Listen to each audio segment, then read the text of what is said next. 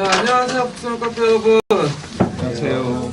자, 오늘은 이제 사내 모의고사를 이제 할게요. 1번 문제 보세요. 전공 A 1번 문제 이제 좀 보면요. 자, 이것도 이제 2015년 개정교육과정인데, 그 역사 부분을 또 이제 냈어요. 그래서 제가 그 역사, 한국사, 세계사, 동아시아사 해갖고, 연달아서 한 3문제 정도 냈거든요. 이렇게 풀어보려고. 그래서 그 밑에 보면, 한국 그 역사 과목의 성취 기준이라는 게 있어요. 그래서 그 성취 기준이 이제 최근에 이렇게 들어왔거든요. 그래서 뭐 기가제 교사로 이제 그 있으신 분은 알겠지만 거기 이제 학교에서 그 이원 목표 분류표를 제시할 때 성취 기준도 같이 제시해요. 이렇게. 그래서 그 성취 기준을 이제 밖에 이제 유추해가지고 이렇게 가와 나를 이제 들어가면 쓰면 되는데 일단 이제 역사라는 과목이 뭐와 뭘 같이 가르치죠? 한국사하고 세계사를 같이 가르치죠. 그래서 요때 한국사, 세계사를 뭘 중심으로 묻냐? 주제 중심으로 묻어요. 그래서 주제라는 말이 들어가야 돼요. 주제.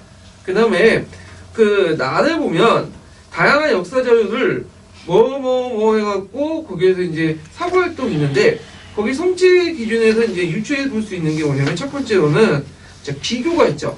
비교는 어디에서 찾아야 되겠죠? 공통점과 차이점. 그래서 여기 보면 이제 그 세계 여러 문화의 발생 과정에 나타난 공통점을 파악하고 이렇게 이제 각국이 이제 성립하는 문화의 과정을 이해한다 등등등 해갖고 비교를 찾아볼 수가 있고요. 그 다음에 분석, 추론해 본다 이런 말도 있죠. 이런 것들. 그 다음에 이제 그 유추라는 것은 여러분도 알다시피 이제 그 전에 있었던 걸 대상으로 알고 있는 걸 대상으로 새로운 것을 적용하는 거죠. 그래서 그 철기 문화를 바탕으로 만주 한반도 지역에 성립된 그 여러 나라의 생활 모습을 잘 통해서 분석한다. 그러니까 우리가 알고 있는 철기 문화의 특징을 바탕으로 해서 이렇게 유추한다. 이렇게 했는데 여기에는 분석을 끌어낼 수도 있지만 막상 또 시험 문제 이렇게 하면 이거 끌어낸다니까 어려워. 예, 그냥 애우세요. 이게 제일 정답이야. 예. 자, 그래서 그걸 어디에서 이제 그 냈냐면요. 그 보충자료 이제 1페이지 펴보세요. 1페이지 보면 보통 이제 그 개정교육과정으로 보면 목표와 성격이 있죠. 각 과목마다. 그 중에 목표 부분이 있는데 그 중에 그 지금 문제 낸 것은 가나다라에서 문제를 냈어요. 일단은 그 가는 나 부분이죠.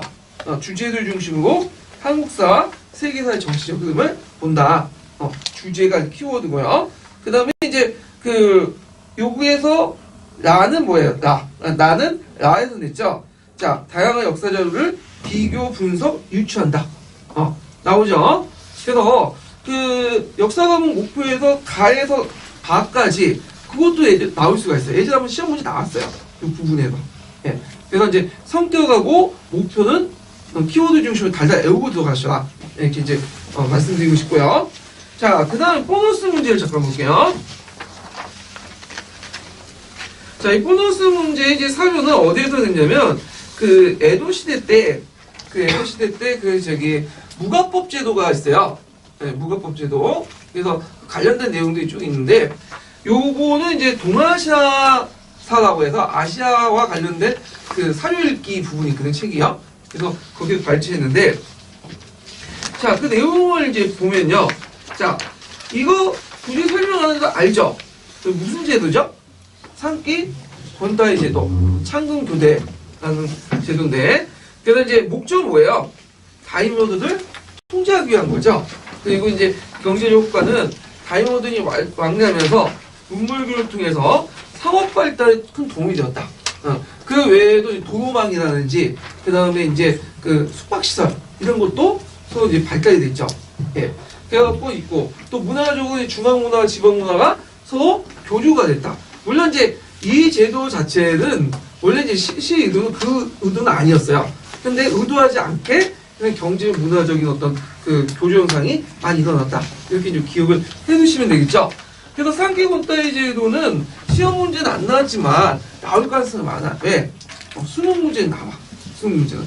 그래서 이제 제가 이제 보충 페이지에 다이모 통제 정책이 있거든요.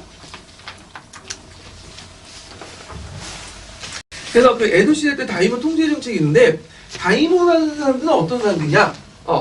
그 연공이 몇만 석 이상, 1만 석 이상 있을 때 그 다이모라고 하죠. 그 밑에는 이제 하타모토나 뭐 곡괭이 같은 그런 부류들이고, 자, 그래서 다이노의 구본들은 심판, 훈다이, 도자마, 이렇게 있죠. 그 중에 제일 병방했고 소외된 사람들은 어떤 사람이죠? 도자마.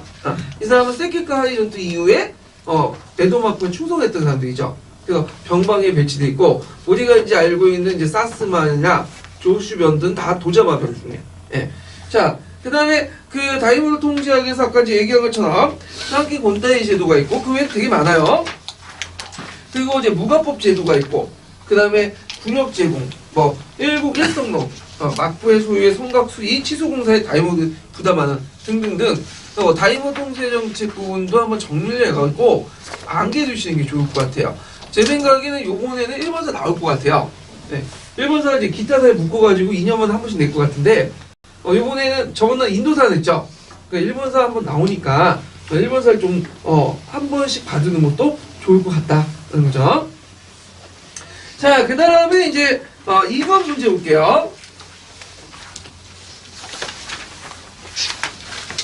자, 다음은 절대방정을 주제로 한 수업과 관련된 김교사와 최교사에 대한 내용이다. 자, 김교사와 최교사 중요시 여기는 설명 방식 특징을 각각 한 줄 이내에 쓰시오. 자, 여기 보면 이제 김교사는 이제 왕권 신수에 관해서 이제 설명할 때 절대방정 시기에는 왕권이 정당성을 뒷받침한 사성고 왕권 신수설이 유행이었다. 그래서 왕권 신수설, 왕권 신호부터 부여받은 거 여기고 쭉 있죠. 설명적이죠. 그래서 설명적 테스트. 설명 방식이. 그 다음에 최교사는 뭐 이렇게 이제 이런 식으로 하면 더 좋을 것 같아요. 그래서 루이 14세 아들 선생님이 보슈에는 해갖고 좀 일상적이고 내러티브적인 어떤 방식으로 이제 설명을 하고 있죠. 그러면 여기에서 이제 설명적 테스트하고 내러티브 테스트의 그 중요시한 것이 뭐냐, 이런 것도 있는데, 설명적 테스트는 여기에서 김교사는 뭘 강조했어요? 원인을 강조했죠. 원인을. 그래서 인과적 설명을 되게 강조한다. 근데 이에 반해서 내러티브 테스트는 그러니까 김교사는 사건을 둘러싼 구조적 요소, 인과적 요소를 되게 강조하고요. 근데 이에 반해서 이제 최 교사 같은 개별적, 특수적 사건을 이끌어가는 행위의 주체인 인간의 초점을 맞춰서 서술을 하고 있죠. 그래서 내러티브 테스트와 이 설명적 테스트의 특징, 그러면 이 차이점 알아두시고요. 그러면 내러티브 테스트는 인간적 요소를 무시하냐? 그건 아니에요. 상대적으로 인간적 요소는 뭐죠? 이 필연적인 게 아니라 가변적이고 부수적인 거야. 부수적인 거. 네. 그래서 사건의 어떤 진행 반향이나 이런 것들을 되게 강조하는 거죠. 근데 이에 반해 설명 테스트는 원인이나 이런 것들을 되게 강조하는 거. 구조적인 모습들을 강조하고. 자, 그것을 제가 이제 보충 페이지에 써놨는데, 이 페이지 잠깐 펴보세요. 자, 거기에 내러티브의 특징들이 쭉 나와 있어요. 그래갖고 이제 사실과 가공의 과거 경험을 언어적으로 표현하는 방법으로서 이야기 형태고, 인간성은 내러티브 본질적 구성력이 아니라 무슨 요소다? 공환적인 거다. 중요한 게 아니에요. 예, 보조적인 거야. 그 다음에 여기 보면 이제 밑에 5번을 이제 보면 주로 어느 시점이 많냐면 1인칭 시점이에요. 물론 2인칭, 3인칭도 있지만 1인칭이 주로 많다. 1인칭이 많다는 것은 자기 자신을 뭐죠? 드러내는 거죠. 근데 설명적 테스트는 자기 자신을 드러내지 않는다는 이 특징도 있죠. 그래서 있고, 그 다음에 거기 보면 내러티브 서술하고 설명 방식 서술이 있는데, 자, 예를 든 게 이제 남색책에 나와 있어요. 자, 설명적 테스트는 이 교과서에서 주로 보이는 건데, 예를 들어 16세기 때 배들은 지중해 걷는데 상당한 시간이 걸렸기 때문에 마대의 명령이 늦게, 이거 원인과 결과에 따른 어떤 구조적 모습들을 해놨죠. 근데 내러티브 서술은 좀 달라. 뭐가 딱 눈에 띌까요? 필립 2세는 이미 뭔가 나타나자. 하자의 주체 이런 것들이 등장했죠. 그래서 필립 2세는 결정을 내리지 못했기 때문에 마이드 명령을 늦게 도착했다. 이런 것들. 그래서 이제 이렇게 인간 의도와 행위를 되게 강조한다는 거. 그리고 이제 두 번째 예문도 보면 설명식 구조는 뭔가 인간관계를 설명하고 각종 법칙을 설명하고 구조를 설명하는 모습이죠. 그래서 유리가 약하기 때문에 유리창이 깨졌다. 유리가 약한 건 원인이고 깨졌다는 건 뭐야? 결과가 되는 거죠. 자, 근데 브라운이 도리너츠 이렇게 행위의 주체가 분명히 등장했죠. 의도와 동기가. 예. 그래서 이게 이제 다르다. 그래도 이런 것도 좀 명확하게 파악을 해주시는 게 좋을 것 같아요. 그래서 최근 추세는 이제 내러티브가 나오진 않아요. 객관식 기준에는 이제 주관식 기준에 나오진 않은데 모르죠 또 어떻게 될지는. 예, 흐름이 그렇다는 거고. 예. 자, 그 다음에 이제 3번 문제 볼게요. 3번 문제도 이거는 예전에 한번 나왔던 거죠. 14년 기출 관련돼 갖고 제가 문제 냈는데, 자, 여기에서 이제 장보고와 관련된 건데, 그 장보고의 가에 밑줄 치는 역할 두 가지 쓰시오 이렇게 있는데, 청해진의 역할은 뭘까요?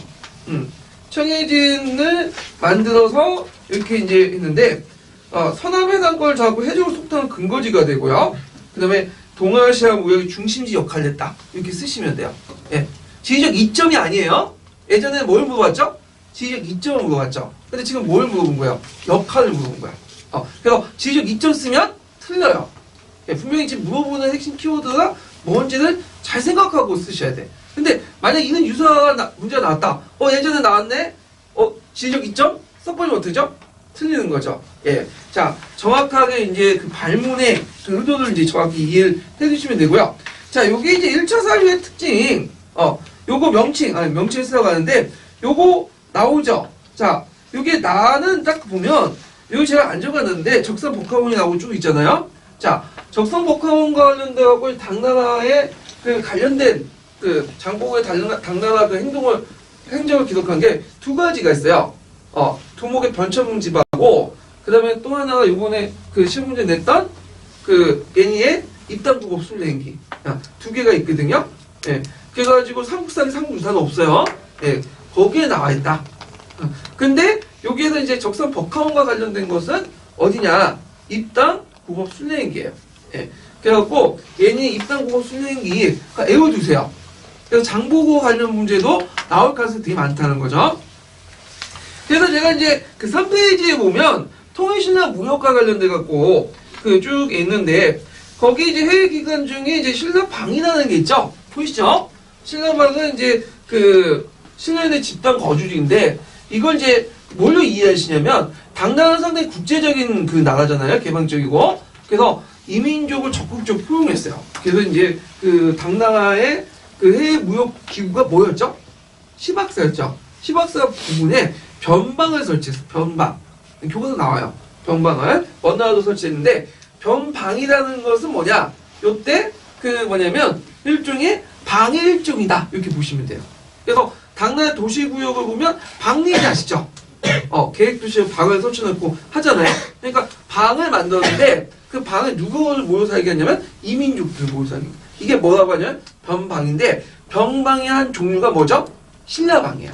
신라방. 예. 그래서 신라방을 만들고, 그 다음에 그 신라 사람들에게 간직을 주고 자치적으로 운영하는 그런 게 신라방이다. 이렇게 좀 보시면 되겠죠. 그 다음에 이제 나와 관련된 사료에서 이제 나온 게 적산 복하원인데, 자, 이 적산 복하원은 어디에 속하죠? 신라원에 속하죠. 신라원. 그래서 이제 장보고는 이렇게 그 연하얀 지역에 있었던 그 신라방이나 이런 것들을 서로 연결시켜서 신라인들 네트워크를 연결시켜서 대당무역을 했다. 그래서 한국, 중국, 일본을 서로 연결시켜는 네트워크 무역을 했다는 거죠. 그러면 이거는 갑자기 만들어진 거 아니죠? 예전에 그걸 했던 사람이 누구죠? 이정기죠. 근데 이정기가 몰락한 다음에, 이정기 사람이 몰락한 다음에 그걸 계승한 것이 장보고였다. 이렇게 이제 연결시켜서 보시면 되겠죠. 자, 4번을 볼게요. 4번. 자, 4번은 여기 이제 그 다음 상소 올린 상대 목적을 서술해보고 가와 나에 들어갈 수 있는 국가에 서술해보시오. 이렇게 있는데, 자, 이거는 뭐와 관련된 걸까요? 이거는요. 예, 영남 만이소와 관련된 거죠? 예, 영남 만이소. 그러면 그 영남 만이소 올리는 사람들은 주로 영남 살인들이야. 자, 영남 살인들. 그래갖고 요거는 이제 그 위전 책상 운동의 몇 단계에 속하죠? 세 번째에 속하죠. 그래서 이제 개화 반대 운동. 그래서 1단계, 2단계 정도는 그 개항 반대 운동이나 그 통상 반대 운동 있죠? 2단계들은 좀 누가 주도했어요? 노동 측에서 주도했죠. 근데 요 애들은 뭐야? 영남 측이야. 영남 누구야? 남인 계열들. 그래갖고 이제 소외된 세력들이죠? 하여튼, 거기를 중심으로 상소 운동을 통해서 이제 했는데, 그때 대표적인 상소가 명남 많이소다. 임원송이 올린 다 아시죠? 그러면 그 올린 계기가 됐던 사건들이 뭘까요? 조선책략이죠? 예, 그 조선책략에 대한 반발 내용이 여기 들어가 있어요. 그래서 가는 어떤 나라일까요? 이거는요. 가는 그 1번이죠. 그들이 우리의 허술함 말고 충돌 자유권을 이를 제재할 게 없습니다. 그래서 우리의 수용지를 이미 점거하고 있다. 그래갖고 1번이라고 할 수 있고, 그 다음에 나는 누굴 끌어들인다는 거죠? 미국이죠. 네. 그래서 그 일본과 미국 이렇게 쓰시면 돼요. 그 밑에는 이제 러시아 이렇게 돼 있고. 자, 그러면 이 상소를 올린 사람의 목적이 뭘까요? 네?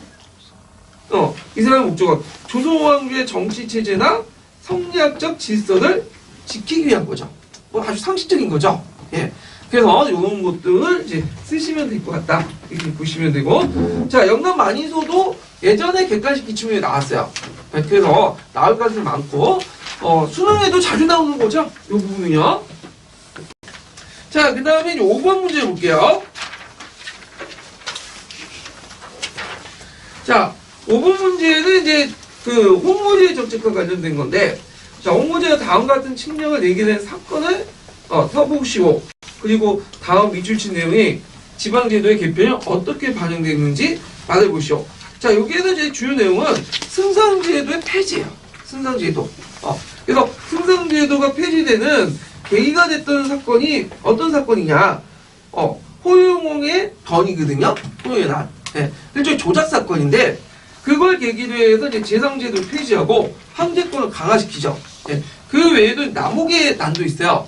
그래서 호용의 난과 남옥의 난을 계기로 한 2만 명 죽이고, 그와 관련돼서 연관돼서 또 두 번의 또 옥사가 있어요. 그래서 총 4만 명 정도 죽였어요. 우리는 뭐 4만 명 어마어마하죠. 근데 중국에서는 인구 하도 많기 때문에 그 정도 죽어도 뭐 크게 유지가 돼, 나라가.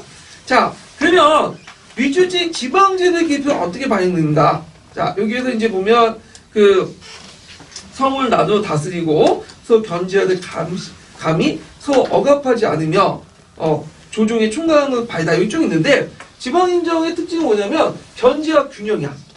송나라 시대랑 비슷해. 그래서 우리가 이제 명나라가 복구적이라고 하잖아요. 그럼 명나라의 복구에 대해서는 어딜까요? 당송이죠. 그래서 송나라의 정치제도 복구를 했어. 이 사람은요. 그래서 송나라 지방제도 분할돼 있잖아. 그래서 어떤 총체적인 어떤 그 지방의 그 총괄적인 그 장관이 없죠. 예. 그래갖고 서로 나눠 통치했다. 그래서 민정은 승성 포정사사, 그 다음에 사법기관은 재헌안찰사사, 그 다음에 군사기관은 도지사사를 독립시켜서 서로 견제하며 상지 직속시키는 그런 제도를 했다. 그런 거죠. 예. 물론 이제 여기 이제 답안 구성할 때 요거 이제 장관 써도 되고 기구 명칭 써도 돼요. 예. 요거는요. 그리고 청나라도 마찬가지죠. 청나라도 지방장관이 있어요. 지방장관 2개가 있죠. 뭐가 있죠? 총독, 그 다음에 순무. 순무는 한 개성을 통치하는 거고, 총독은 여러 개성을 이제 통치하는 거죠. 근데, 등급에서는, 풍계에서는 순무가 나죠. 총독보다는.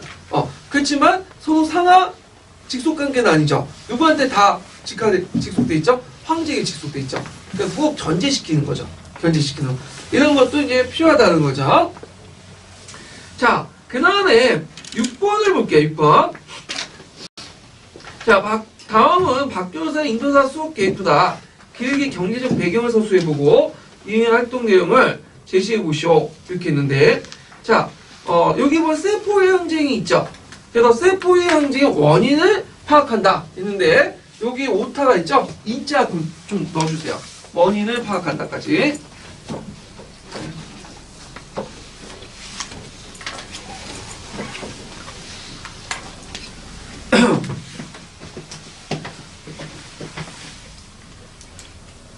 자, 그래서 이제 이 원인을 파악한다. 이렇게 했는데, 자, 그러면 여기에서 경제적 배경을 이제 서술해 보시오. 이렇게 했는데, 자, 경제적 배경을 뭐라고 쓸까요? 자, 원래는 이제 19세기 전까지는 인도는 면직물의 주요 생산지였어요. 그래서 인도의 면직물이 어디로 수출했죠? 영국으로 수출했죠. 근데 19세기 계기돼갖고 산업혁명의 계기해갖고 거꾸로 됐죠, 이제. 영국의 이제 기계 제품에서 기계로 만든 값싼 면지문이 어디 간 거야? 인도로 간 거야. 그러면 인도는 무슨 역할을 하죠? 상품, 시장 역할과, 그 다음 원료 공급지 역할을 하죠. 그러면서 인도의 그 면지문 산업이 어떻게 될까요? 토착 면지문 산업을 몰락을 하게 되죠. 경제 상당히 타격을 받았다. 이런 것들 이제 쓰시면 될 것 같아요. 그래서 이런 것들 좀 기억을 해주시면 되고요. 그래서 이제 이런 배경 아래에서 집중적 원인이 된 건 뭘까요? 그 당시 그 총을 닦는 기름에 대지 기름과 소기름을 같이 썼죠. 그게 직접적 계기가 된 거죠. 그러니까 계기가 된 거, 원인이 된 것은 항상 일치되진 않아요. 예, 이런 것들 좀 보시면 되고요. 그 다음에 이제 문화적인 원인을 쓰면, 배경을 쓰면 어떡할까요?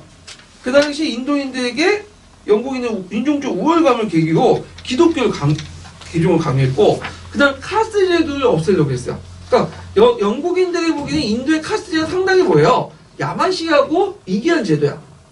근데 결국에는 세포인화를 계기로 어떻게 돼요? 흐지부지 되죠?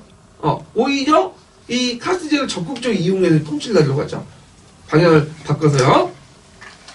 자, 그 다음에 여기에 보면 이제 제가 세포의 항쟁이 갖고 이제 4페이지에 보면 배경, 원인, 경과 이렇게 있는데, 여기 좀 눈여겨볼 게 뭐냐? 의예요, 의. 이거는 인도 방역투쟁인데 최초의 민족운동이었다.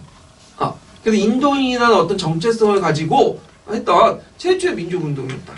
그 예전에도 반영투쟁은 있었어요. 반영투쟁은. 근데 이때 반영투쟁이라는 거는 뭐냐면 자기 지역, 자기 종교를 가지고 정체성을 가지고 그 반항을 한 거야. 그래서 예를 들어 19기 투쟁 같은 것도 있죠. 예. 근데 이때는 우리는 하나의 인도인이라는 생각을 가지고 투쟁을 한 거야. 그때부터 이제 민족이라는 개념이 형성된 거죠. 인도에서는. 이걸 무슨 민족주의라고 하죠? 저항적 민족주의가 들어보셨죠? 외세의 침략을 받을 때 그에 대응해갖고 형성된 민족주의. 그래서 인도인이라는 개념을 가지고 투쟁했던 최초의 투쟁이 뭐냐면 세포의 반란이다. 이렇게 이제 인식을 하시면 되고, 결과도 꼭 기억을 해주셔야겠죠. 첫 번째는 무굴 제국이 멸망했죠. 예전에는 이제 동인도에서의 간접 통치를 받았는데 직접 이제 통치를 하게 되고, 이 과정에서 동인도에서는 어떻게 될까요? 폐지가 돼요. 그래서 예전에 동인도에서는 특허권이 폐지됐었는데 이때는 아예 회사 자체가 폐지가 됐다. 이렇게 이제 보시면 되죠. 통치 방법도 전환돼서 신두교와 무슬림, 카스트의 잠재적 갈등을 이용해서 분리 통치하죠. 디바이드 룰. 그래갖고 원래는 이제 예전에는 뭐 신두교나 이슬람에 큰 갈등이 없었어. 근데 이때부터 갈등이 생긴 거야. 그래서 주로 이제 고위직 관료라든지 혜택을 줄 때는 어떤 애들한테 줄까요? 이슬람교도한테 주죠. 그래서 신두교가 이제 다수의 신두교를 정리시키고 이슬람교도를 통해서 뭐 신두교를 견제하면서 이용해 먹으려는 그런 이제 통치한다는 거죠. 그래서 지금도 그 신두교 이슬람교의 어떤 그 갈등상이 이미 영국 통치 시기 때부터 시작됐다는 거야. 예. 자, 그래서 있고, 그 다음에 인도 통치 계승법을 만들어서 이제 아까 얘기한 것처럼 그 빅토리아 여왕이 직접 통치하는 방식으로 전환됐다. 그래서 그 세포이 반란의 결과, 그거 외워두시면 될 것 같아요. 자, 그 다음에 이제 그 브라마 샤마지 운동과 관련돼 가지고 있는데, 브라마 샤마지는 이제 지식인 중심의 운동이에요. 그래서 그것도 예전에 한번 아주 오래된 객관식 기초문제 때 한번 언급돼 있었는데, 브라마 샤마지는 이제 그 누가 주도를 했냐? 신도인 지식인들이 주도를 했죠. 이 지식인들은 어디에서 이제 그 공부를 했냐면 영국에서 공부했어요. 영국에서. 그래서 영국에서 이제 공부해갖고 돌아와가지고 보니까 이게 너무 우리 인도가 너무 낙후됐다는 거야. 그러니까 안 되겠다. 그래가지고 이제 운동을 주도했는데, 이건 종교운동이죠. 무슨 종교죠? 신두교. 그래서 그 당시에 이제 신두교를 중심으로 민족주의라는 것들이 형성돼요. 신두 민족주의라고 이제 하는데, 인도라는 나라는 다민족 국가잖아요. 다민족 국가고, 우리처럼 뭐 동일한 언어나 문화나 이렇게 없어요. 그러면 인도 사람들은 하나 묶을 수 있는 게 뭘까요? 신두교잖아요, 종교. 그러니까 신두 민족주의에 바탕으로 해서 뭐냐면 민중들 개몽시키려고 했다. 그래서 이제 그 당시 신두교의 어떤 여러 가지 부조리나 잘못된 풍습 같은 것들을 개선하려고 했죠. 그래갖고 이제 그 관련된 내용을 이제 쓰시면 되겠죠. 그래갖고 그 신도 민족주의 입각해가지고 개혁을 했고 신주교 우상숭배나 샤티 일부 다처제 아스페이지나 샤티는 여러분들 아시죠? 가부순사 그런 것들을 없애려고 했다는 거. 그 다음에 이제 그 여성의 권리신자 교육학대 영국인의 차별 정책을 반대하고 인도의 정치 권리를 주장했지만 주의할 것은 이게 반영적인 운동은 아니에요. 이들은 뭐죠? 친영적 지식인들이야. 그 영국의 통치를 인정하는 하에서 계몽적인 운동을 하려고 했지, 뭐 반영 제국주의 운동 이런 것도 생각하지 못했다는 거죠. 아직까지는.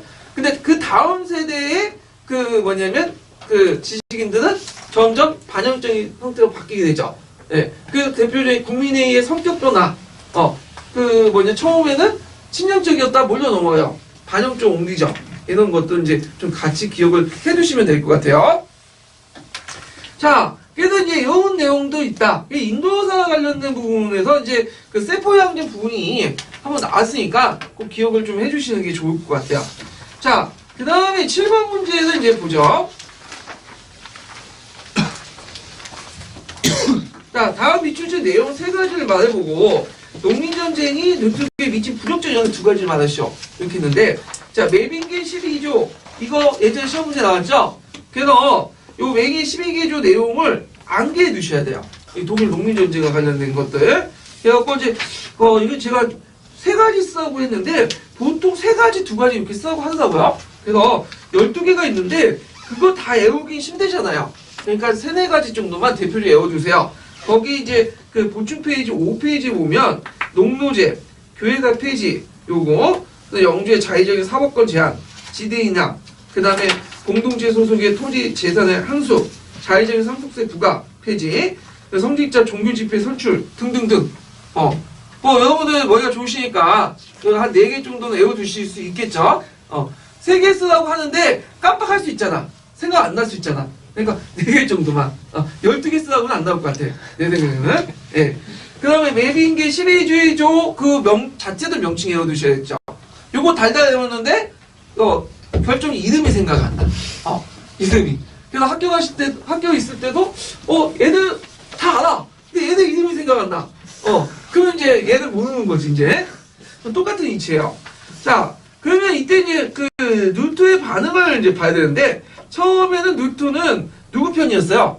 농민 편이었죠. 근데 농민들이 근데 그 운동 자체가 가격해지니까 어떻게 농민들을 비난하면서 이 강도 같고 피해 군주의 폭도들은 미친 개처럼 뭐야? 목매다 죽여라. 그러니까 이제 일종의 그 처음에 농민들이 누트를 상당히 존경했는데 이제 뭐야? 배신감 때렸다. 그 누트가 항상 말하기에 신앞에 모든 사람이 평등하잖아요. 근데 누트가 말하는 신앞에 평등이라는 거는 지금 살아있는 평등이 아니야. 현세에 있는 평등이 아니라 뭐야? 죽은 후에 영적인 평등이죠. 근데 이제 농민들은 지금 현실의 평등을 생각을 한 거지.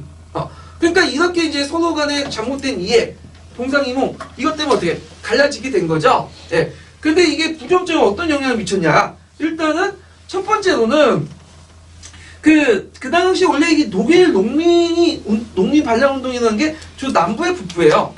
남부 지역이죠. 처음에 남부 지역도 노트로 받아들였지만 이 루트의 배신 때문에 어떻게 떨쳐내고 다시 뭘로 해결했다? 카톨릭 해결해. 그래서 남부하고 북부는 이 정서가 달라.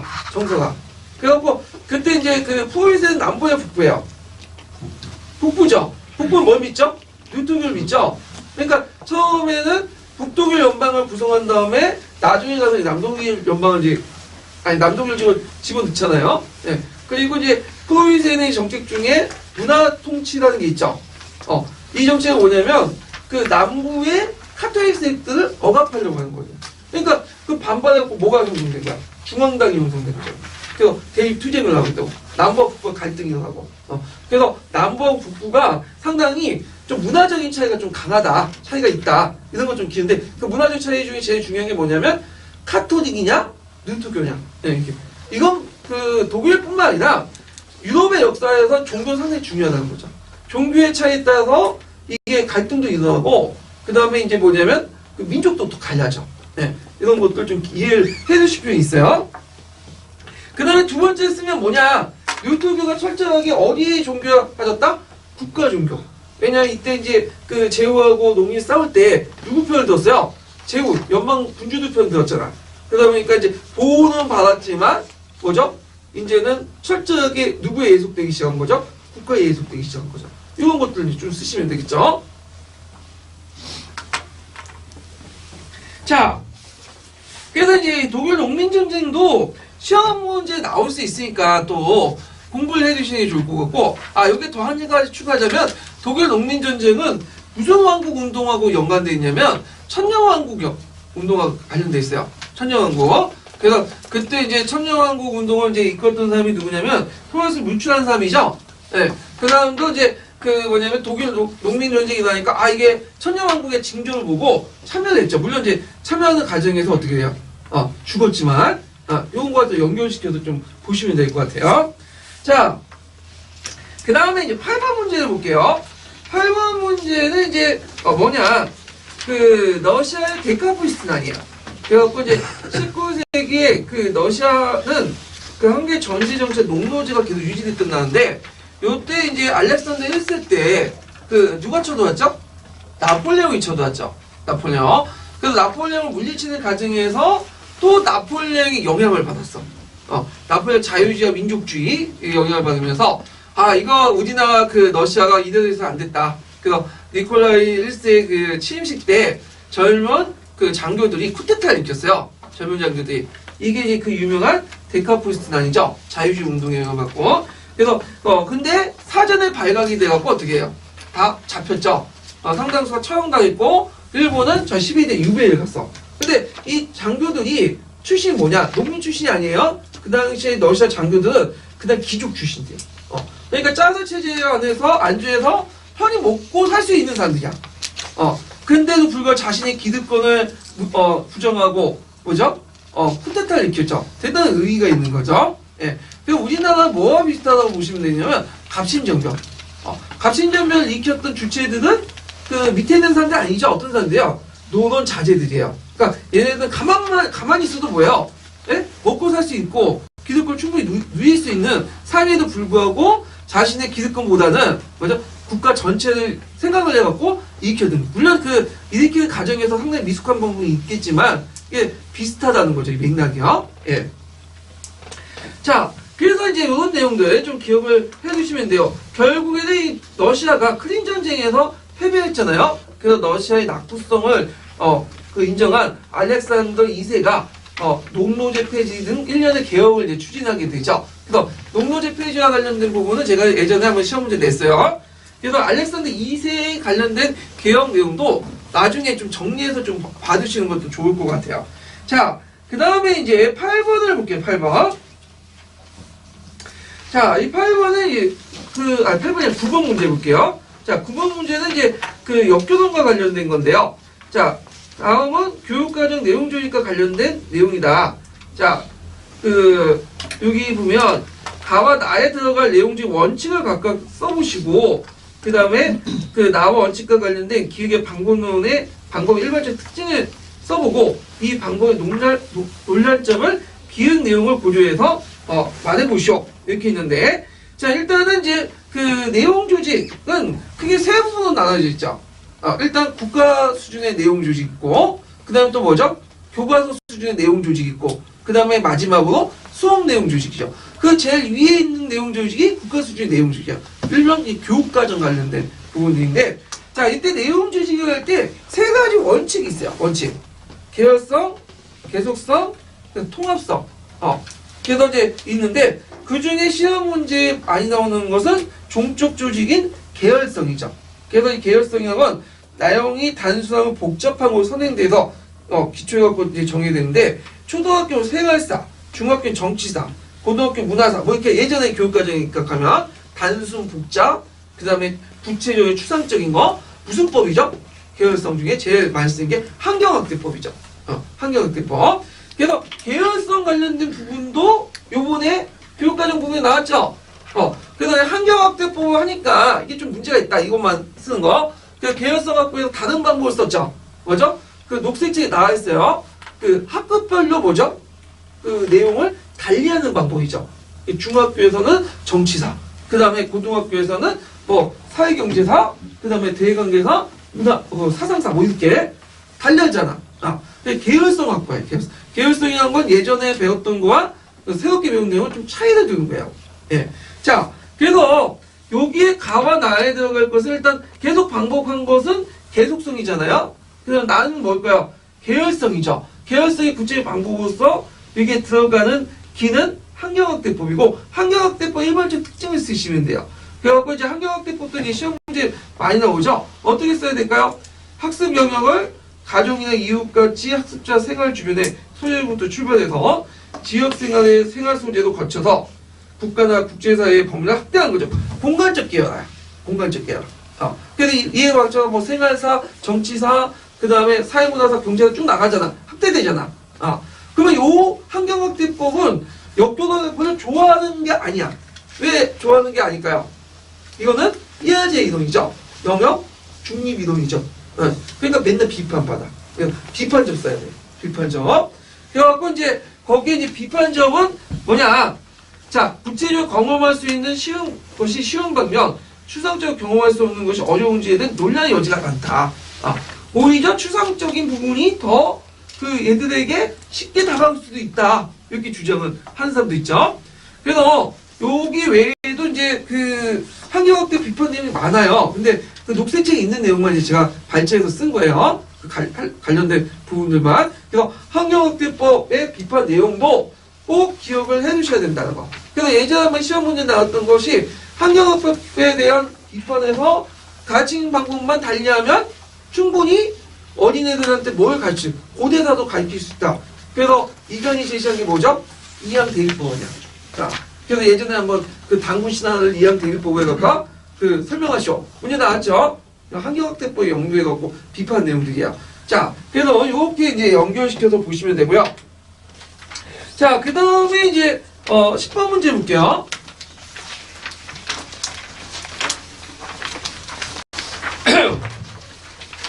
자, 가와 나는 인물은 인종의 측근세우고 다와 대립했던 인물이다. 그 당시 인종의 측근세의 구성을 말해보고 가와 나의 입장 차이를 서술해보시오. 그리고 나의 인물에 대한 신체에 대한 인물평가를 한 줄이내에 서술해보고 다의 인물의 사상적 입장을 쓰시오. 이렇게 있는데 일단 가와 가나다의 인물에 대해서 이제 좀 알아야 되겠죠. 자, 일단은 가는 뭘까 이거는 뭐 예물 많이 봤죠. 그래서 서경호 천도하면 금나라가 패배해가지고 이렇게 부시다 쭉 있잖아요. 예, 서경귀지설을 주장했던 누구죠? 롤총이죠. 그 다음에 연호를 세우자 청왕 이거는 어디냐면 예전에 윤간의 아들 있죠? 윤간의 아들 뭐죠? 윤원이. 예전에 또 기출 예문에도 나왔고 그 공군역 기출에서 또 윤원이가 나와서 상당히 당황스러운 그런 문제가 나왔었죠. 그 다음에 다는 윤원이나 정지상은 아니야. 뭐 이거 롤총하는 거 딱 나오기가 누구죠? 롤총이 연호를 세우고 항제를 치는 걸 처했으나 이건 금을 경유시킨 거다. 칭제고는 하지 말자.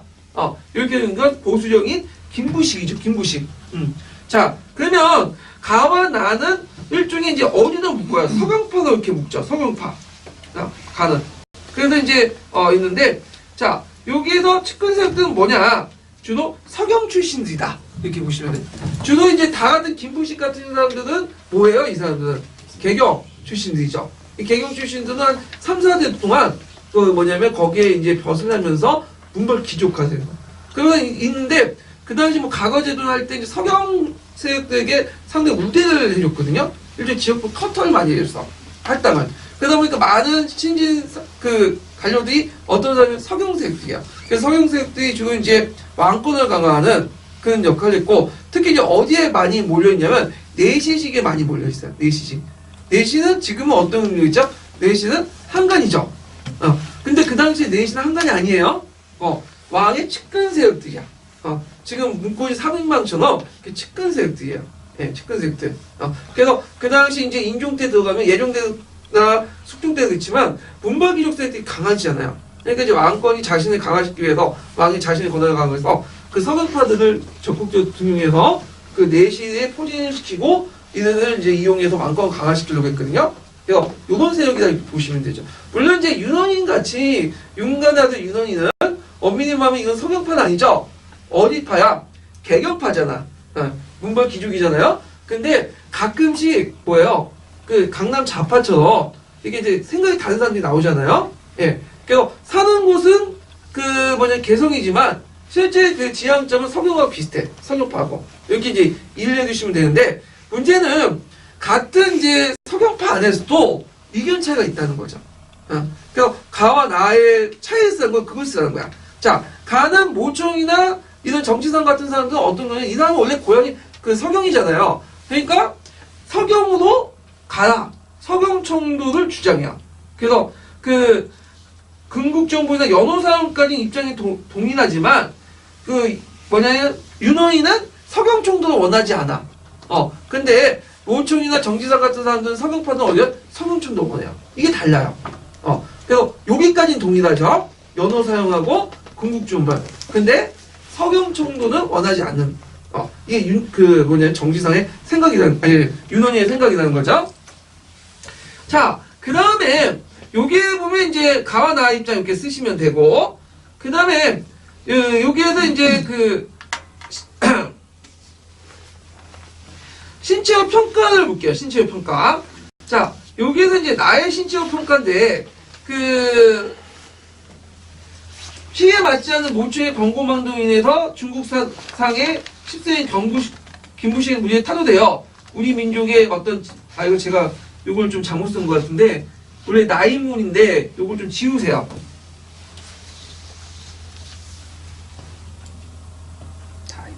나인물이란 말이죠. 네? 나인문이 아니라 그 답안이 잘못됐다고요. 이게 뭐냐면 가와 관련된 답안이거든요. 예.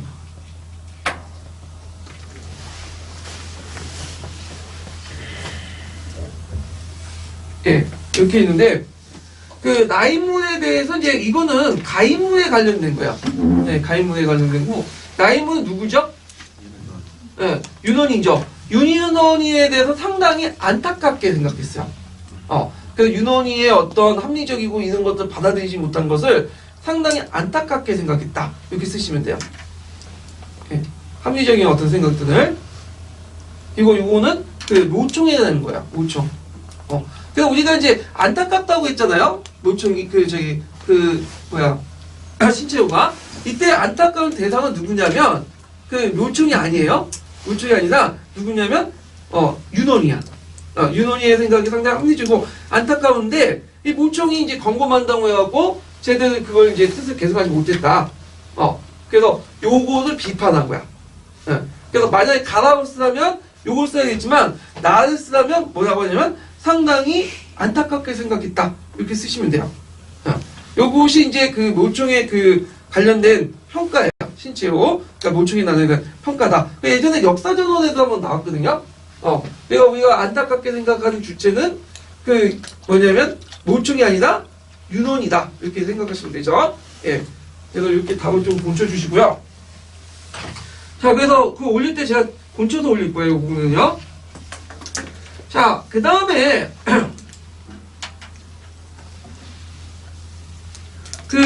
사상적 입장은 뭘까요? 이 사람은 도참 사상을 배격하고 기존의 유교 질서를 유지하려고 했죠. 예, 이런 것들 쓰시면 되겠죠.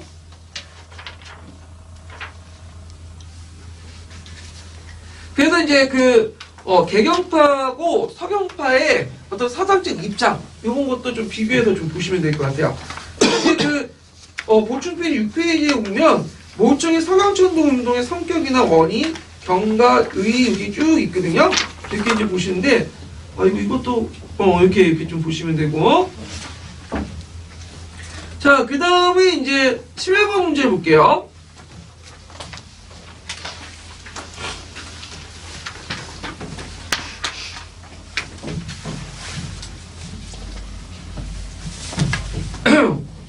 자, 11번 문제에 보면 다음과 같은 토지제도의 실시한 목적을 세 가지 서술해 보고 기획의 의미를 서술해 보시오. 그리고 니은의 문제점을 말해보고 이 토지 개혁을 통해 제일 손해봤던 계층이 누구인지를 말해보시오 있는데 요거는 이제 뭐와 관련된 걸까요? 공양 3년에 시작한 가정법 관련된 거죠. 실시와 관련된 건데 가정법의 목적은 그냥 교과서나 지도서 뭐 쓰시면 돼요. 또 국가재정 확보하고 토지 재분별 통해서 신진 관료들 생활을 보장하고 신진 좀 고쳐주시고 자 피폐한 농민 생활을 향상하고 국방에 필요한 군량민을 확보하는 데 있다. 이렇게 좀 보시면 되고요. 그다음 의미는 자 기획은 뭐와 관련된 거냐면 그 한량으로 경성에 거주하는 왕실을 지키는 자. 자 이들에게 그 뭐냐면 우대를 조치해 준 것은 어떤 거냐? 이성계의 추종색을 우대하는 조치였다. 이렇게 보시면 되겠죠. 자, 그 다음에 문제점. 여기 니은은 뭐죠? 갑을 수절자에게 뭘 줘요? 수신전을 주죠. 그래서 수신전이나 명목으로 계속 어떻게 돼요? 세습되면서 무슨 부족 현상이 일어났다? 사전 부족 현상이 일어났다. 그래서 이 수신전이나 이런 것들은 나중에 폐지가 되죠. 언제? 직전법 때. 네. 그래서 이런 것도 있고 손해배우는 계층은 외방 한량간들 이렇게 쓰는데 그러면 여기에서 좀 배경지로 알 게 뭐냐면 그 당시에는 그 가정법은 크게 이제 세 가지로 나눠볼 수가 있어요. 지급 대상에 대해서 첫 번째로는 문무관리들 이 문무관리는 현직 문무관리들이에요. 전현직 문무관리들 되는데 이들에게 뭘 주냐면 가전을 줘요. 전현직 문무관리들에게. 이거는 그 다음에 요거와 관련된 규정이 있고요. 그 다음에 이제 두 번째로는 뭐냐면 한량관들. 한량관이라는 건 어떤 사람들이냐면 고려 말기 때 누가 많이 쳐들어왔죠? 홍건적이니 왜군이 막 쳐들어오잖아요. 그래서 지역 방문하고 이렇게 뭐 하면서 공무원 세우는 사람들이 있어. 그런 사람들에게 이제 뭐냐면 상관을 주거든요. 산직을. 그래서 이제 벗을 줘. 그래서 우리가 하는 첨성직이니 동정직이니 한단직이니 그래서 한단 풍관도 있죠. 그래서 이제 고익도 주고 뭐 밑에 있는 사람도 주고 그랬는데 이 한량관들에게 대상한 거야. 이 한량관들은 그게 이제 두 가지로 나눠졌어요. 경성에 있는 한량관들. 이 사람들에게는 기존의 기득권을 그대로 인정해줘요. 근데 지방의 한량관들은 뭐냐면 이들이 경성에 와서 거경 시위할 때만 인정을 해주죠. 그래서 뭘 지급하죠? 군전을 지급하죠. 군전. 많이 봤죠? 근데 여기에서 주요 군전이라는 것은 우리가 알고 있는 수조권을 그대로 주는 게 아니에요. 뭐죠? 자기 땅에 수조권을 설정하면 실제 뭘 주는 거야? 면세권을 주는 거야. 면세권. 그것도 면세권도 다 주는 게 아니야. 자기가 가지고 있는 토지의 결수에 따라서 일부만 면세지를 주는 거야. 대신에 그들은 군역으로 일정 기간 동원돼야 돼. 그래서 이제 이런 거 있고 물론 이 군전은 요때 한 번 주어지고 태종 이후에는 사문화될 거예요. 왜냐면 양인계명안에서는 이들도 국민이기 때문에 얘들만 혜택을 줄 수 없다. 그런 것도 있고 자, 세 번째 대상은 공무관이나 한량관 아니었지만 지방이나 중앙에 말단 그 니도 있죠. 니도 있고 그다음 여러 가지 공역을 담당하는 사람들 있잖아요. 그런 사람들에게 또 뭘 줘야 돼요? 수조권을 줘야 되겠죠.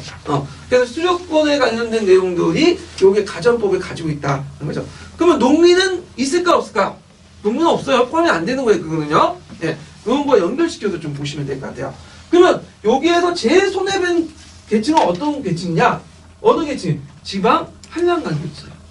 그래갖고 이들이 예전에 군전을 지급받았거든요. 그때 군전을 지급받을 때는 자기 토지의 모든 지역을 수조권을 설정해갖고 면세 혜택을 받았어요. 근데 이때 이제 한량간들에게는 일부 지역만 면세 혜택을 받죠. 자기 토지 소유권에. 그리고 예전에 군전 중에 그 자기 토지 외에도 수조권에 있는 토지도 있고 뺏어서 있는 토지 있는데 토지 조사 과정에서 다 뺏겼어 국가에게. 그리고 소유권만 인정받은 거야. 그리고 이 소유권 안에서도 수령 설정돼서 면세권 인정받는 거야. 그래서 실제로 이 지방 한량간이 상당히 손해를 봤다는 거예요. 그래서 이 군전은 자기 토지에 수조권을 지급해서 면세시키지만 군전은 그렇지만 이 군전을 지급하는 가지 군전의 범위가 어디에만 한정됐죠? 예전에는 그 소유권 토지 외에도 그 수조지한 어떤 토지도 있고 수조권에 가산한 토지도 있고 빼앗은 토지도 있는데 어디만 자기 토지만 인정받죠. 그러니까 소유권은 인정받는다는 의미도 있어요. 군전의 지급은 수조권 그러니까 면세지만 그 가정에서 어디를 한정받아서 군전을 소유권 한정돼서 지급받기 때문에 국가가 소유권만은 먼저 인정해줬다. 이렇게 보시면 돼요. 이해되시겠죠? 자, 그래서 군전의 의미 쓰라고 하면 이걸 쓰시면 돼요. 두 가지 쓰시면 되는데, 첫 번째는 소유권을 인정받았다. 그 다음 두 번째는 그 특강에 있죠? 뭐하고 있죠? 지방한량권들의 어떤 그 성장을 막으려고 했다. 견제하려고 했다. 여기 쓰시면 돼요. 그리고 군전은 뭘 지급했냐 쓰면 뭘 지급? 소유권을 지급하는 게 아니라 뭘 지급했다? 면세전을 지급했다. 수조지를 지급했다. 이거 구분을 하셔야 돼요. 자, 그래가지고 이렇게 이제 갖고, 아이고. 11번을 볼게요, 11번.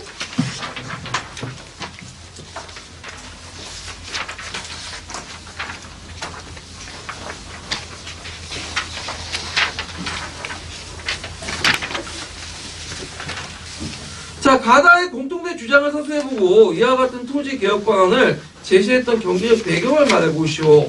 그리고 나의 개혁 방향이 가보다 현실적 이유를 써보고, 그 다음에 이제 그 토지 개혁 방향이 제시한 사람이 현실적으로 방안으로 제시한 다른 토지 개혁을 기술해보시오. 이렇게 있는데, 일단 이제 다를 보면, 가는 뭐죠? 유용원의 군전론이죠. 그래서 나는 뭘까요? 이계, 한전론이죠. 그 다음에 다는 정영웅의 여전론 이렇게 쓰시면 돼요. 네. 그러면 이 사람들 공통점은 뭘까요? 공통점은 일단은 중농주의 학파들이죠. 그래서 중농주의 학파들 공통점을 쓰시면 되는데, 이들은 농민생활을 통해서 토지제도를 비롯한 각종 제도의 개혁을 했고 자유농 육성을 토지개혁을 중요시했다. 이렇게 쓰시면 되겠죠. 네. 그래서 있고, 자, 그 다음에 여기에는 이제 그 보면 자, 나개혁 방향이 가개혁 방향보다도 저기 현실적인 게 뭐냐? 자, 나개혁 방향은 뭐예요? 나개혁 방향 잠깐만요. 현실적 이유는 뭐냐면 그 당시 이제 그 나개혁 방향이 이제 가개혁 방향보다 현실적 경제 배경부터 말해야겠네요. 네. 그다음 경제 배경 뭐예요? 조선 후기의 토지 수의 평균이 양극화됐기 때문이죠. 예, 소유의 양극화. 심지어 소유의 양극화뿐만 아니라 뭐도 양극화됐어요? 경작권도 양극화됐죠. 그래서 경작권의 양극화를 막기 위해서 무슨 논이 제시됐죠? 대전론. 예전에 한번 시험 문제 나왔던.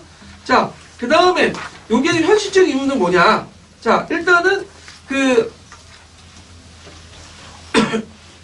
현실적 이유는 뭐냐면, 자, 나는 이제 뭐죠? 지주소유제를 인정하는 거야, 안 하는 거야? 일단은 인정하죠. 근데 영업전을 한정시키면서 어때? 점진적으로 뭐냐면 해체시켜 나가는 거예요, 지주소유제를. 근데 가는 처음부터 뭐예요? 토지소유권 지주는 인정 안 하죠. 그래서 현실적으로 이걸 할 경우에는 방법이 많을 거 아니에요. 예. 그래서 요런 것들 쓰시면 되겠죠. 그래서 이제 농민 체제도를 보려고 있는데, 잠깐만. 이것도 답을 좀 고쳐주셔야 될 것 같은데. 예.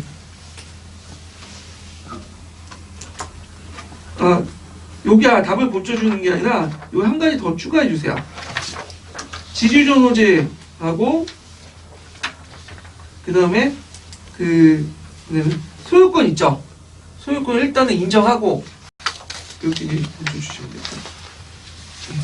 그리고 더 추가해줘갖고 좀 해주시면 되고. 근데 결국에는 나도 뭐죠? 지주조노제 해체야. 다만 이제 방법적으로 보면 일단은 인정하고 나가는 거. 점진적인 해체를 이제 주장하는 거죠.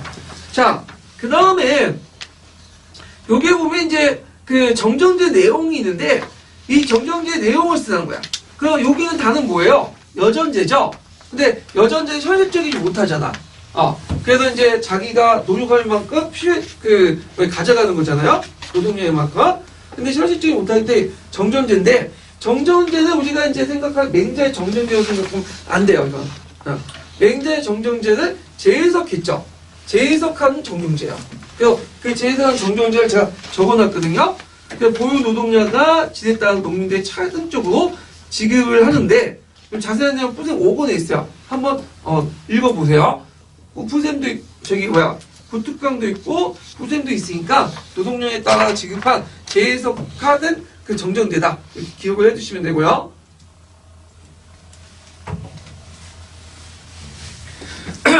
자, 13번 문제 볼게요. 자, 다음은 한대 유학의 특징이라는 주제로 박교사가 작성한 학습지다. 자, 가와 나에 들어갈 역사서를 순서대로 쓰시오.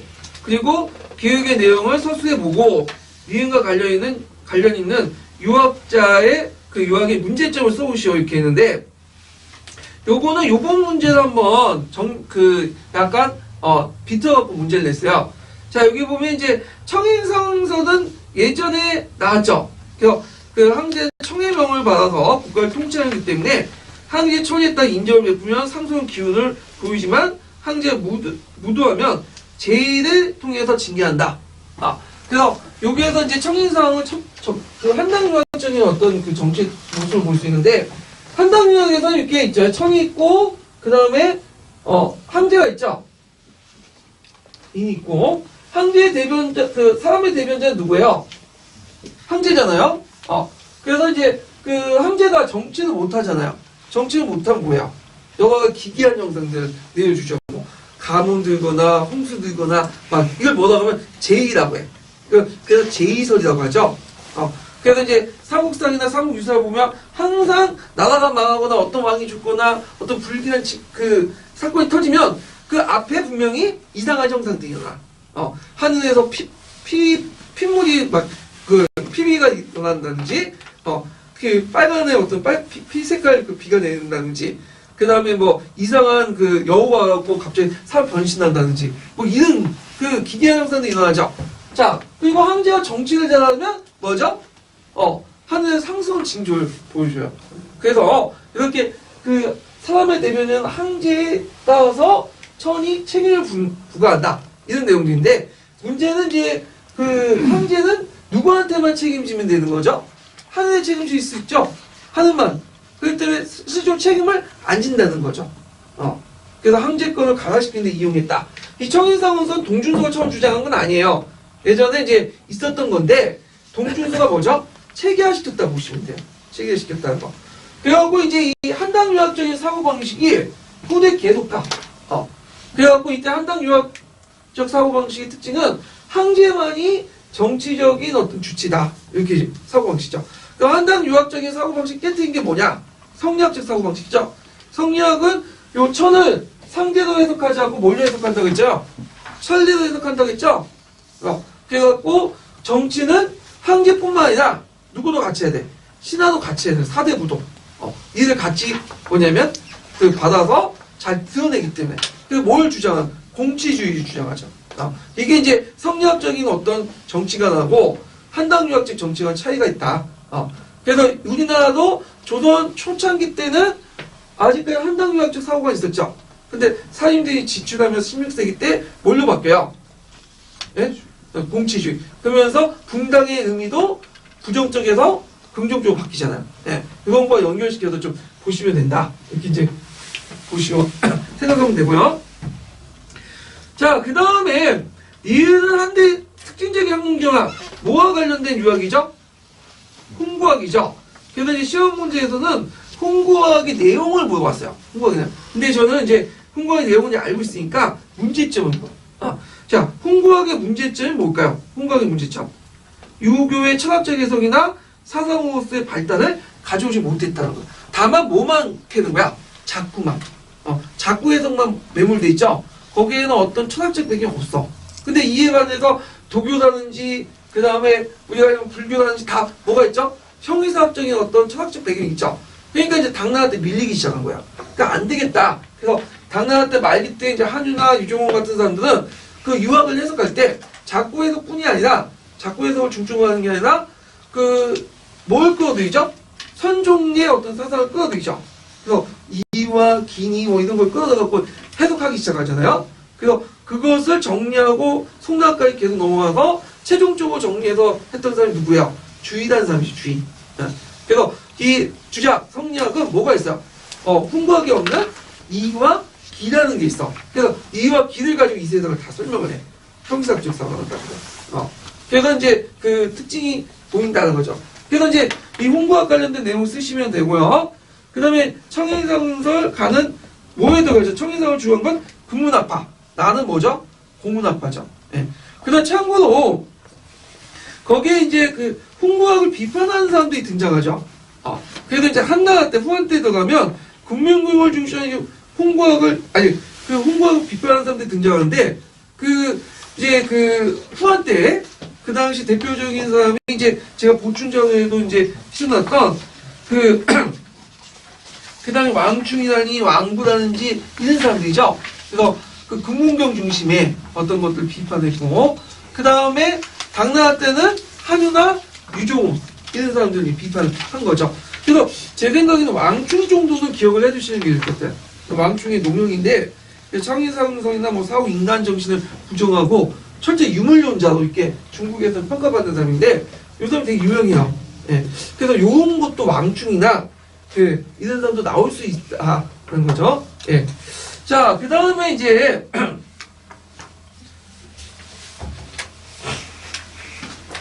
14번 문제 볼게요.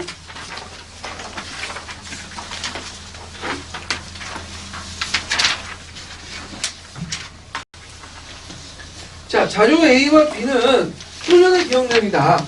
자료 A의 개혁 방향을 두 줄 이나 서술해보고, 자료 B는 기획계층에 대해 그 당시의 빈민대 요구를 써보고, 서울련이 빈민계층과 기획가 계층의 입장을 조절해서 어떤 식으로 사회경제적 문제를 해결했는지 말해보시오.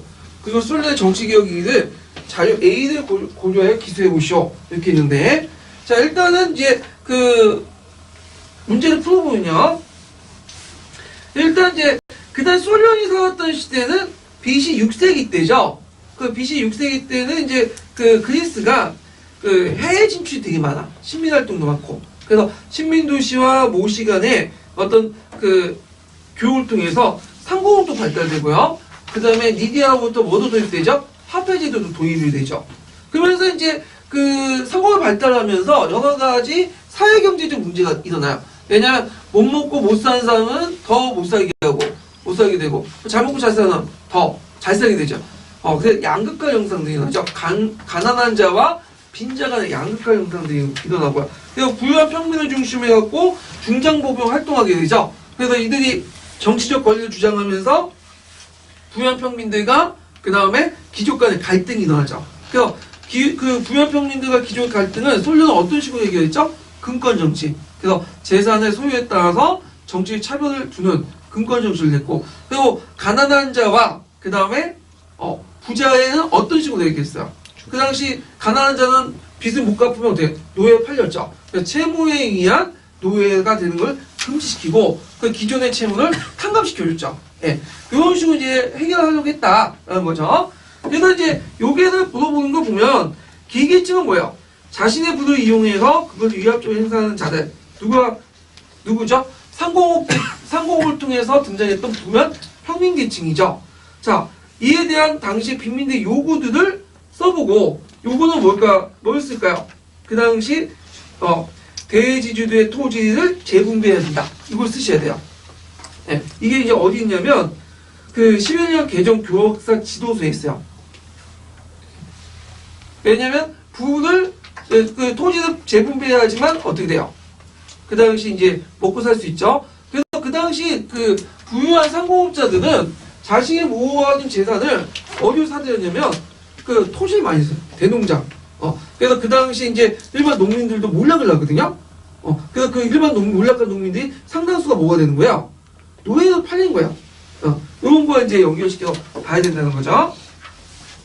자, 그러면 소련은 빈민계층과 기획계층의 입장을 어떤 식으로 사회경제적 문제를 해결한다.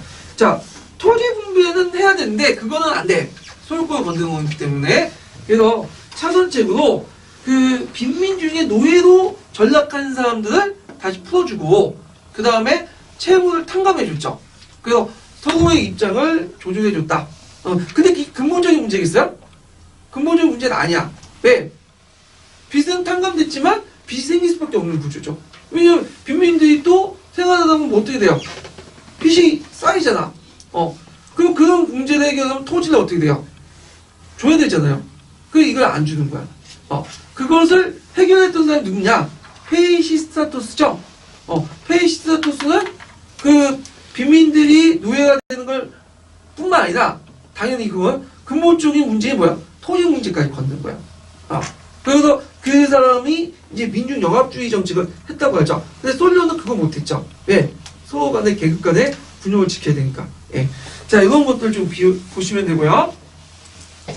자, 그 다음에 솔로의 개혁정책 의의를 자료 A의 입장에서 기술해 보시죠. 이 A는 이제 뭐가 관련된 거예요? 지금 참정권의 범위를 4계급에 따라서 먼저 재산에 따라 나눠주는 거죠. 예.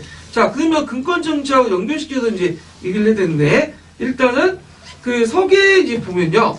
종래의 귀족 지배를 종속시키면서 학진 시민에게 불완전하게 정치에 참여할 수 있는 길을 열어줬고요. 이게 서계에서 말한 의의고, 자, 설중의 의의는 뭐냐면, 귀족계급이 독점한 정치적 지배권을 축소하고 국가적 정책 결정에 시민 발언권을 상대적으로 확대했다. 그래서 민주주의 이행하는 가독이 존치였다. 두 가지 쓰시면 될 것 같아요. 가지고 예. 그래서 솔로몬의 개혁 정치 부분은 예전에도 자주 나왔고 한번 나올 수 있어요. 나올 수 있어요. 근데 올해는 안 나올 것 같긴 해요. 왜냐하면 그 그리스 문제가 두 문제가 연속 나왔잖아요. 올해 문제 나왔고 작년이죠. 작년 문제 나왔고 재작년 문제 나왔으니까 올해는 로마 나올 것 같은데 외워두세요. 일단은 어떻게 될지 모르니까. 예. 자, 그 다음에 이제 보너스 문제 볼게요.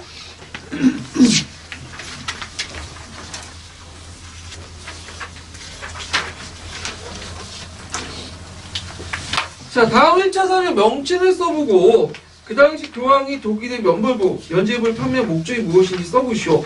그리고 밑줄진 부분과 관련해서 열도가 생각하는 시로부터 구원을 받을 수 있는 방법을 서술하시오. 자, 여기는 이제 그 면제부를 판매한 목적은 그 교과서에 있죠? 뭐예요? 1차 사료 명칭은 뭐 다 아시고 95일 방법문이고 그 네오 10세가 성 베드로의 중축 비용을 마련하기 위한 거죠. 예, 쉽지만 좀 기억을 해두시고요. 자, 구원의 방법은 뭐냐? 자, 여기에서는 예전에는 카톨릭에서는 구원을 두 가지가 있죠. 구원이란 뭐야? 쉽게 말해서 천국 가는 거야. 죽은 후에 천국을 어떻게 가? 카톨릭에서는 일단 두 가지가 있죠. 하나는 믿어야 돼. 믿음이 있어야 돼.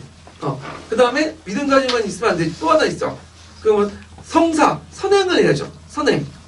이 선행은 누구만이 할 수 있는 거죠? 교회만이 있어요. 선행이 두 가지가 있죠. 하나가 우리가 잘 알고 있는 칠성사.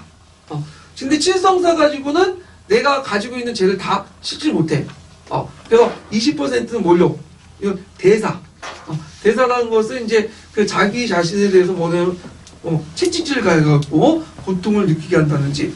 그 다음에 이제 우리가 있는 면제부 있죠. 이것도 대사 문서예요. 그래서 이 대사를 해야지만 완전하게 어디가 천국 갈 수 있어. 근데 그거 완전하지 못하면 중간 단계는 어디에만 머물죠? 연업 단계에 머물죠? 그러니까 연업 단계에 있는 죽은 사람들 중에서 뭐냐면 친절하게 뭘 발급해 준 거야? 대사 문서를 발급했는데 그냥 공짜로 해줬으면 되는데 너무 많이 받아본 거야. 그러니까 반발 있고 이에 대해서 룰토는 뭐라고 주장하냐면 성사나 이런 대사는 필요 없다. 오직 뭐냐면 신의 은총과 믿음을 통해서만 어디 갈 수 있다? 천국에 갈 수 있다. 이렇게 주장하죠. 이걸 이제 뭐라고 하냐면 로마사에 나오는데 이걸 스스로 의의를 밝혀라. 그래서 이걸 이제 뭐라고 하냐면 의인설이라고 해요. 의인설. 예. 그래서 이제 의인설. 그래서 신에 대한 신앙과 자비로운 신의 은총으로만은 인간을 구제할 수 있다. 이렇게 주장하죠. 자, 그 다음에 3번은 예전에 04년 기출문제가 관련된 거죠. 1909년에 일어난 일본군의 작전이다. 이 작전을 명을 써보고 이 작전의 결과를 서술해 보시오. 그거 나오죠? 이거는 남한 대토벌 작전. 예전 시험 문제 나왔고 그 결과는 뭐야? 일본의 대공세로 해서 국내 활동이 어려워진 일부 의병들이 어디로 갔어요? 만주나 연해주로 갔고 국내에서 거의 자치가 사라졌다가 거의 1914년 15년에 마지막 의병제 최은원과 마지막 부대였던 독립의군부가 소탕되면서 자치가 없어졌죠. 예, 이런 것들 좀 쓰시면 될 것 같아요. 자, 그래서 이렇게 해서 이제 전공 A 문제 풀어갖고 좀 쉬었다가 전공 B 문제 넘어갈게요. 써주세요.